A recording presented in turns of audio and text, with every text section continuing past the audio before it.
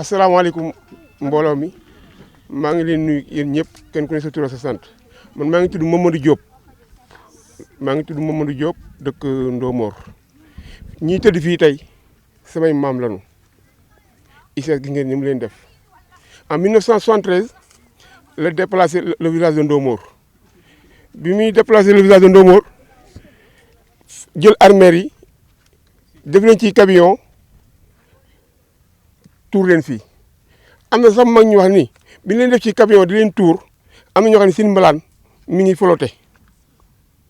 depuis 1973 ba léegi leen jël tuur leen fii chaque année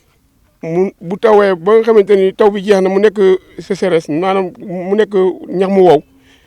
mu tàkk te kenn xamul lu koy taal chaque année day tàkk gis ngeen ko nii tàkk-tàkk laa ngi nii gis ngeen ko warmaale ñu ko benn yoon ñoom nag waxee nañ dañ ko miire mais jusqu'à présent defuñu ci dara ñun xale yi nag ñun ñoo judd parce que man 1973 bi muy am man boobu tout tànk laa waaye nag nopp moom mag boroom parce que suñuy baay ñoon nit li ñu ni ñoom bu ñu koy jëluñu ko bëccëg guddi sax warmal leen bëccëgu dara kam lañ ko jël di yëpp ci seen i camion di tib di yëpp seen i camion di tuur fii mais vraiment muy loo xamante ni lu daw yaram la lu nu métti torop la ci ICS ñun ICS sonal nañu vraiment ñun lii ku mu daw sa yaram rek dara du daw sa yaram ñu ngi nii sunu maam yaa ngi nii tëdd fii te kan moo nangu sa maam at mu jot mu tàkk kenn nangu ko ñu nag ñu ngi lancé un appel à monsieur le président Bassirou Diomaye Faye. voilà comme ni nga waxee rek loolu moom tontu lu yomb la xëy na boobu suñu papa yi jànguñu ragal nañ tubaab bi boobu suñu papa yi jànguñu seen njàng dañoo noonu ragal nañ tubaab bi boobu lu tubaab bi wax rek loolu la ñuy def. booba ICS tey boobu moo fi nekk en 1959 di def lu ko neex fii même tuxal bi ñu leen tuxal sax péri jëm bi ñu leen ci war a fay sax fay ñu leen ko fay gu bon leen fay ba kenn am na ñoo xam ne sax amuñu tabax yu baax après la seeni doom màgg am dara tabaxal li ñu tabax yu baax mais bi ñu déplacé Ndomor le village Ndomor bi ñu ko déplacé indi ko fii lan dafa bàyyi woon li indi fii moo gën maanaam tabax ya dekkan foofu sax moo gën na baax yi nekk fii ci condition yi waaw ci condition yoo xamante ni vraiment kenn mënu la ko expliquer vraiment ñun de am nañu naqar mais nag la jeunesse bu tey taxaw nañ tem lépp loo nga xamante ni ICS def na ko ci jaarul yoon dinañ ko jàkkaar ak moom du ñu xuloo du ñu xeex du ñu sànni xeer du ñu toj mais xam nañ fi yoon nekk te yaakaar naa ne njiitu réew mii mi ñuy yore mi président Bassirou Diomaye Faye dëgg ci dëgg rek lay dox te dëgg googu mu dox nag ñu denk ko ci fekk si boobu mat sëkk parce que moom bëggul kuy wengal nee na jubal jubbanti moom moo ko wax yaakaar am nañ ci yaakaar bu baax a baax te ñoo ngi ciy xaar ci dossier bi beneen bi ma ci ajouté tamit mooy STECAR bi gis ngeen ko day sutti rek sëkk tool jàmbur yi mun naa ni tool yi bëri nangu na leen définitivement parce que bu doon phosphate ngay gas di gas boo tibbee phosphate ba pare jal boobu mën nga koo suul mais STECAR bee lépp suuf si wax nga gis lépp lu mu laal dara du fa sax lépp lu mu laal dara du fa sax parce que man dama faa nekk noo fa liggéey comme journalier 20 ans xam naa conséquences yi muy joxe ñun nangu nañ suñuy tool ba pare kenn waxul ak ñun mais nag ñun jeunesse bi taxaw nañu tem défendre loolu. ICS daal man liggéey naa fa 20 ans journalier sans gis ma fa njëriñ feebar laa fa jëlee au contraire non amuma kër moo sama bopp. parce que dama doon jël waaw liggéey naa fa 20 ans dama jël temporairement rek 3 jours après nga dem boo déggee yeneen 3 jours nga ñëwaat pendant 20 ans ma xam ne lii jëmul kër ma baax. man jox na ma oto acide bi may jël acide bi di ko tuuri géeju Mboro décès bi quoi di ko tuur géeju Mboro man camion laa yoroon di jël acide bi fii di ko tuur géeju Mboro mais avant ñu koy tuur ñoom kii suuf si la ko doon versé mais bi nga ko versé ba nga xam ne dafa jëm nab doo bi waa Ngomeen waa Gàddu waa Ngaaxam même waa Ndomo ñi seen biir yi commencé daw ñu xam ne ndox moomu ñu doon tuur moo tax lii am ñu trouver solution yi na nga ko tuuri géej. je n'ai jamais un contrat au ICS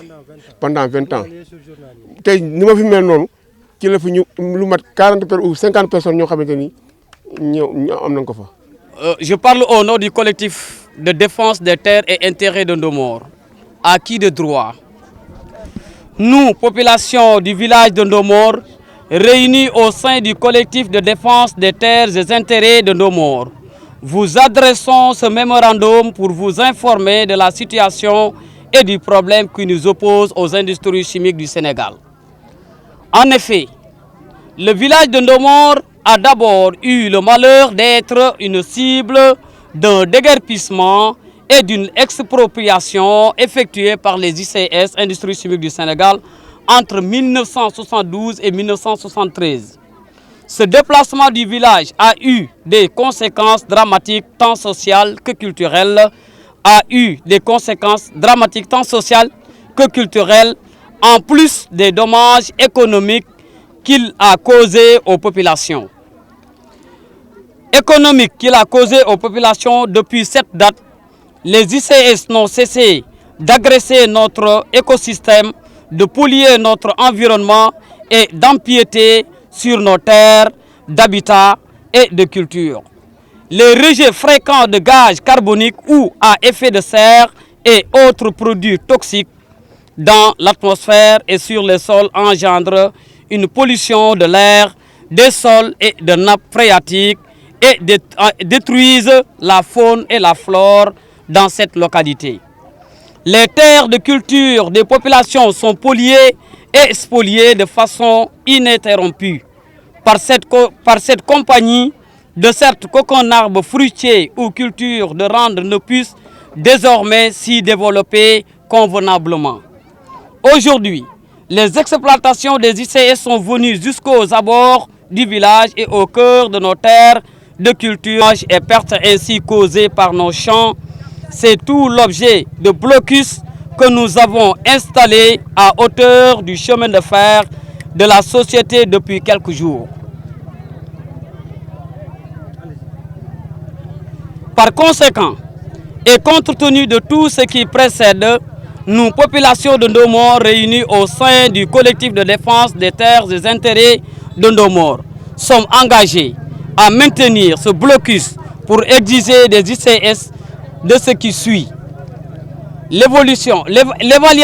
et le paiement de tous les champs de terre impactés. La clôture des anciens et premiers cimetières du village déplacés par les ICS en 1973. Le butinage du tronçon latéritique qui lie la route nationale à la voie ferrée pour réduire les nuées de poussière et d'émanation que soulèvent les incenses. Passage des camions et bus de la compagnie sur le collège du village et sur les élèves. Le recrutement des jeunes diplômés et non diplômés du village, le respect de l'environnement. Malgré cette situation difficile que nous traversons, nous restons confiants quant à la capacité des ICS à revenir à la raison et des autorités étatiques à ouvrir les voies d'une résolution définitive de ce conflit. Je vous remercie. Waaw, man la Matar Thiam, représentant de la jeunesse ndomoroise, surtout de la jeunesse ndomoroise pour leur terre. waaw sababu taxawaay bi de mooy suñu diggante ak entreprise bi nga xamante ni mooy Indorama nga xamante ni mën naa ni depuis des mois des années ñu ngi am ay problème ak ñoom ci suñu diggante ak ñoom ci suñu tool yi nga xamante ni mën naa ni boo xoolee 95 wala 99% de la population ndomoroise ay baykat lañu nga xamante ni àll bi nga xamante ni ci la suñuy waajur doon suturla woo nga xamante ni ci lan daan bay di ñu dundale depuis fi ICS nekkee ba léegi mënatuñ fi am dara beneen bi ci des mooy ñu jël suñu àll bi yëpp gas ko ay forage di curer ndox mi di yóbbu waxuma la sax forage yi ñu fi gas mais dañu installer ay poteaux fil électrique ak ay conduite d'eau yoo nga xamante ni amuñu ci sax autorisation borom tool yi beneen bi ci des mooy suñu suuf bi nga xamante ni mën naa ni ñun ci la ñu daan bay di dundee mënatuñ cee def benn gàncax boo nga xamante ni mën nañ koo jariñoo li ko dalee nag ci SCAR bi fële ci conduite ci jàllu ICS bi ba Ndomor nga xamante ni benn tool baaxatu fi loolu lañ ni leen nañu ñëw natt ko ñu fay ñu ko depuis des jours ñu ngi bloqué chemin de fer bi presque ça fait 8 jours léegi ñu ngi bloqué chemin de fer bi nga xamante ni actuellement blocus bi population ndóomoroise bi la ci 4 communes yi muy commune Taïba Ndiaye Darou Khoudoss Mboro ak Mewane nga xamante ni presque mën naa ni soo demee fële Gaddu Ngomeen presque daanaka def na 12 jours ñoom ñu ngi bloqué foofu ñun depuis une semaine ça fait 8 jours ñu ngi bloqué chemin de fer bi parce que li ñu leen wax dafa leer dañu leen carrément dañu bëgg lépp loo xamante ni mooy suuf nga xamante ni waa Ndomor ñoo ko moom ngeen ñëw natt ko ngeen évaluer ko ngeen fay ko seen borom beneen bi ci des mooy surtout lu jëm ci li nga xamante ni mooy emploi des jeunes parce que mënoo nekk ci dëkk nga xamante ni yow suuf bi yow yaa ko moom ay milliards di fa génne ba pare population yi boo leen xoolee xale yi ñenn ñi ñi ngi jàng am seen i diplôme ñeneen ñi ñi ngi jàng yor seen i métier ba pare mënuñu gis seen bopp ci entreprise yi ñi ci des doon ay baykat nga xamante ni tool yi nga xamante ni mooy tool yi dër yi presque nga xamante ni ci leen daan bay di suturawu seenu njaboot di leen ci dundal mënatuñoo am ndox parce que mënatuñoo bay ci joor gi parce que joor gi entreprise bi yàq na ko complètement lii nga xamante ni mooy tool yi dër yi tamit mënatuñ cee am ndox fi mu nekk nii dëkk bi boo xoolee xale yi muy góor di jigéen di mag di daw daanaka ñëpp a feebar entreprise bi di dégager gaz toxique boo nga xamante ni tey jii nii bu ñu ubbee seen cheminots yi lépp ci biir dëkk yi la jëm di yàq gàncax gi di yàq environnement bi beneen bi ci des population yi mënuñu am santé bu baax fii daanaka ñëpp a feebar mu nekk un cri de cœur may lancer un appel solennel à son excellence monsieur le président de la république du Sénégal Bassirou Diomaye Faye ni ko li nga xamante ni mooy population village environnant yi muy commune bu Taïba Ndiaye Darou Khoudoss ak Mboro ak Mewane dañu bëgg mu ñëw fii mu càmbar entreprise bi nga xamante ni mooy ICS chimie ak ICS mine ba ci entreprise yu ndaw yi nga xamante ni ay carrière lañu parce que fii am na fi ñoo xamante ni dañuy liggéey ci carrière yi doon ay employés doon ay jeunes doon ay mag di liggéey ba pare bu weer bi dee carrière yi duñ leen nangoo fay seen xaalis am na benn carrière bu ne fii carrière ma parti njug bi mi ngi yoreel employé mi 13 mois d'arriéré de salaire ba depuis samedi dañu bloqué entreprise bi léegi nag ñun li nga xamante ni mooy suñu taxawaay actuellement ñun waa arrondissement Mewane bépp entreprise boo xamante ni da nga nekk ci gox bi te respecté woo li nga xamante ni ak yelleef doomu aadama yi ñun ñooy taxaw xeexal ko suñu bopp parce que comme ni ko suñu njiitu réew waxee rek jubal ak jubanti instant bii ni ci tànk yooyu la ñu nekk parce que ñun bu fekkoon tey dafa am leneen lu ñuy xool dañ naan ñi ñu àndal kat ñoom ñoo yor réew mi mais dañoo àndoon ak ñoom di xeex ba mu méttee nga xamante ni booba ancien régime bi moo fi nekkoon mu metti lool ñu ànd ak ñoom di xeex li nga xamante ni mooy injustice ci réew mi injustice boobu nga xamante ni moom lañ doon xeex ci réew mi loolu la ñuy continuer fii ak gisuñu loo xamante ni lu jaadu la ci réew mi duñu toog parce que fi mu nekk nii suñu gox bi nga xamante ni mooy arrondissement Mewane jeunesse bi yëpp ñoom maa ngi ko doon benn bopp fas yéene lépp loo xamante ni lu fi jaaduwul la ñu fajal ko seen bopp. non gëm naa ni du jur benn fitna parce que yaakaar naa ni du jur benn fitna parce que def nañ fi mu nekk nii mën naa ni presque léegi ñu def plus de 20 jours ci terrain bi te boobaak léegi yàqaluñ leen dara parce que entreprise bi yaakaar naa ni fi mu nekk nii xam na ñi muy xeexal parce que ñun ñii muy xeexal xam nañ li nga xamante ni mooy suñu moomeel la ñuy défendre ñoom duñ leen yàqal dara li ñu bëgg mooy tool yi nga xamante ni ICS da ko impacté li ko dalee ci jàllu ICS bi ba Ndomor ñu ñëw natt ko fay seen borom ak tool yi nga xamante ni ICS da ko impacté fële ci côté Gaddu Ngomeen bi nga xamante ni yenn tool yi natt nañ ko ba pare ñu waroon leen fay nanguwul leen fay xam nan nga mën a wax nit ki ba ngeen déggoo ci prix nga retourné da nga koy wàññi loolu moo waral ñoom ñu def blocus bi foofu noonu am ci yeneen terre yoo nga xamante ni entreprise dafa war a ñëw natt ko fay leen ñoom tamit nanguwul ñëw foofu noonu tamit loolu moo tax instant bi ñun ñëpp ñu ànd doon benn bopp fas yéene xeexal suñu bopp li nga xamante ne mooy suñu moomeel.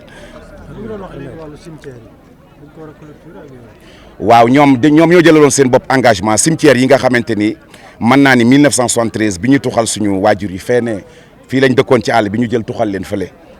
nga xamante ni yaakaar naa ni doomu aadama ak ni mu sacré xanaa booy tuxal dëkk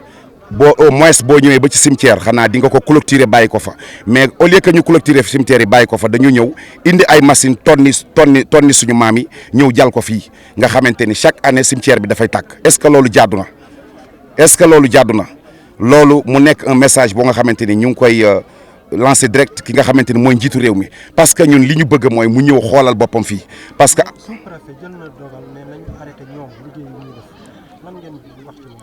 sous-préfet moom actuellement ni je pense que ni fii nga xamante ni fii la situation bi toll du sous-préfet moo ci man dara du préfet moo ci man dara du gouverneur moo ci man dara parce que kenn ku ci nekk toog nañ ak moom instant bi ñu toll nii kan lañ ciy xaar le président de la république wala son chef de gouvernement muy le président Ousmane Sonko wala ki nga xamante ne mooy Birame Souleye Diop le ministre des mines ñoom ñett rek ñoo mën a régler problème bi mais gisuma kenn koo xamante ne mën nga régler problème bi parce que actuellement ni population yi dañoo def dos au mur te fi mu nekk nii fii ak ñoom ñëwuñu régler problème bi ñun duñ jóge fii parce que gis nga raay bi nii dañ ko bloqué tey ci suba lañ indi benn camion 03 jal ko fii nii te bu ñu toogee dans la semaine bu fekkee ñoom ñëwuñu réagir kaw raay bi yëpp bu ñëwee dañuy fekk ñu jal ko grain de riz ba mu fees toog di leen xaar nag. maa ngi tudd Maymouna Sy ñu dajaloo fii tey ndax mu ngeen gisee xale yi ni ñu génnee góor jigéen mag ndaw xam ne am na lu ñu metti te dara teg ñu ko lu ICS bu ñu demee bay toog ci kaw raay ay raay ak i weñ wow koŋ àll bi rek pollution kese la waxuma la ñu nit ñi mais xar ak bëy sax amatu fekki mbaam amuñu àll bu ñu fore lépp pollution bi rey na ko